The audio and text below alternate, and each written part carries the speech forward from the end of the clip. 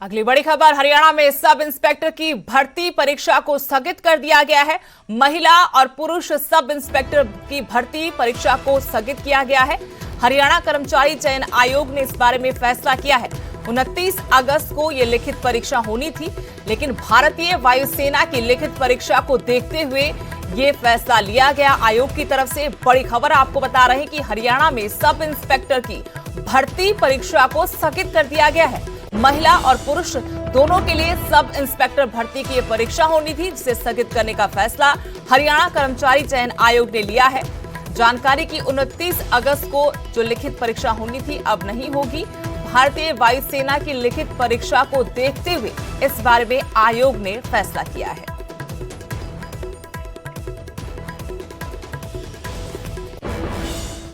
अब बात करते हैं करनाल की, जहां इंद्री के गांव हंसू माजरा में किसानों का विरोध प्रदर्शन देखने को मिला। दरअसल बीजेपी के विधायक और किसान मोर्चा के नेता गांव में कार्यक्रम कर रहे थे। जब कार्यक्रम खत्म हुआ तो उनके काफिले के आगे आकर किसानों ने सरकार के खिलाफ नारेबाजी की और विरोध प्रदर्शन किया। किसानों का कहना था कि सरकार के मंत्री और विधायकों को कार्यक्रम के लिए मना किया है, इसके बावजूद वहां पर वो कार्यक्रम कर रहे थे, इसलिए उनकी गाड़ी के आगे काले झंडे दिखाए विरोध प्रदर्शन किया। किसानों का कहना है कि 3 कृषि कानूनों को लेकर वो लगातार विरोध प्रदर्शन कर रहे हैं। अगर सरकार उनकी बात नहीं मानेगी तो फिर पार्टी और सरकार के खिलाफ ऐसे ही प्रदर्शन जारी रहेंगे।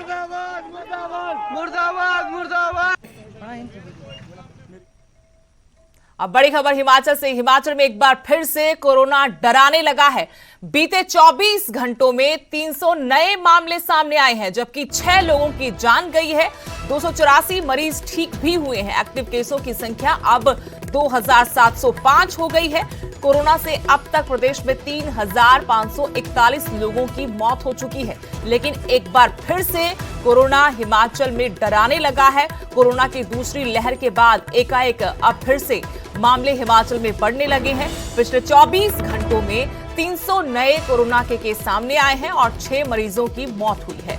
284 मरीज ठीक हुए हैं, लेकिन एक्टिव केसों की संख्या 2705 हो गई है। कोरोना से अब तक हिमाचल प्रदेश में 3541 लोगों की मौत हुई है।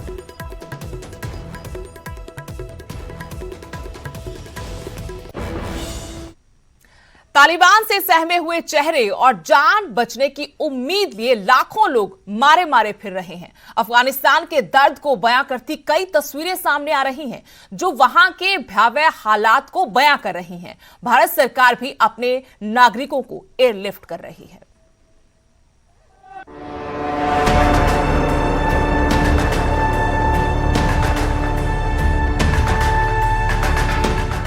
ये तस्वीर त्रासदी की है,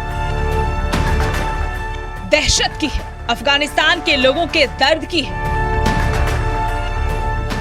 जान बचाने की जद्दोजहद की है। ये तस्वीर कई भाव बयां कर रही है। ये तस्वीर अफगानिस्तान से निकले प्लेन के अंदर की है। तालिबान के राज में अफगानिस्तान की आम जनता किसी भी तरीके से अपनी जान बचाना चाहती है। इसी बीच ये तस्वीर सामने आई है, जो दिखाती है कि कैसे अफगानिस्तान में रहने वाले लोग अपनी जान बचाकर यहां से बाहर निकल रहे हैं। फोटो काबुल एयरपोर्ट की है, जहां से अमेरिकी एयरफोर्स के विमान से अफगानियों को कतर भेजा गया। करीब 100 लोगों की क्षमता वाले इस विमान में 640 लोग सवार थे। इस बीच अफगानिस्तान के मौजूदा हालात को देखते हुए भारत सरकार ने काबुल में स्थित राजदूत रुदेंद्र टंडन और उनके भारतीय स्टाफ को वापस बुला लिया। वायुसेना का globe master C-17 aircraft Kabul से 130 से ज्यादा लोगों को लेकर करीब 11:15 पर गुजरात के जामनगर पहुंचा। भारतीय राजदूत भी इसी विमान से आए। अफगानिस्तान में भारतीय राजदूत टंडन ने जामनगर में प्रेस कॉन्फ्रेंस कर बताया कि काबुल पर पूरी तरह तालिबान का कब्जा है। वहां से भारतीयों को लाने की कोशिशें जारी हैं। टंडन ने कहा कि भारत सरकार स्थिति पर नजर बनाए हुए है। ANI के सूत्रों के मुताबिक अफगानिस्तान में फंसे बाकी भारतीय सुरक्षित इलाके में हैं। 1-2 दिन में उन्हें भी एयरलिफ्ट कर लिया जाएगा। विदेश मंत्रालय ने भी सोमवार को कहा था कि अफगानिस्तान की घटना पर करीब से नजर बनाए हुए हैं। हम अपने नागरिकों की सुरक्षा के लिए हर कदम उठाएंगे।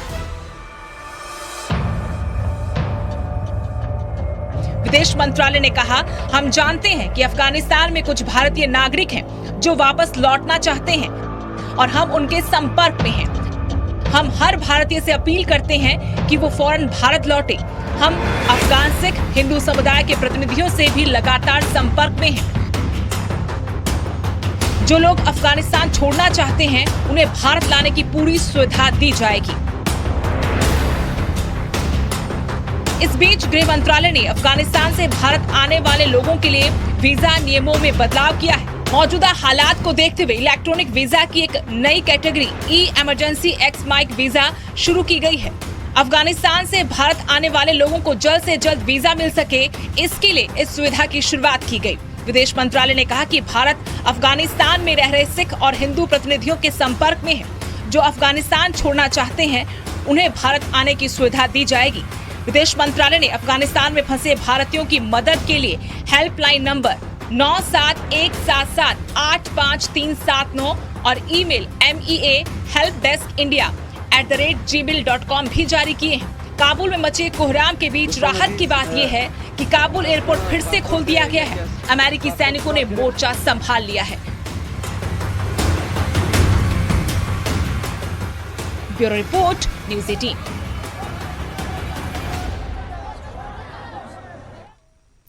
अफगानिस्तान पर तालिबान के कब्जे के बाद भारत में पढ़ रहे सैकड़ों छात्रों की मुश्किलें बढ़ गई हैं। कुरुक्षेत्र में स्टडी वीजा पर आए अफगानी छात्रों का वीजा 31 अगस्त को खत्म होने वाला है। दूसरी तरफ पैसे भी खत्म हो गए हैं। ये छात्र फिलहाल अफगानिस्तान नहीं जा सकते। गोलियों के साए में इनके परिवार जिंदगी की जंग लड़ रहे हैं। छात्रों के मुताबिक इस वक्त उनके सामने हर तरफ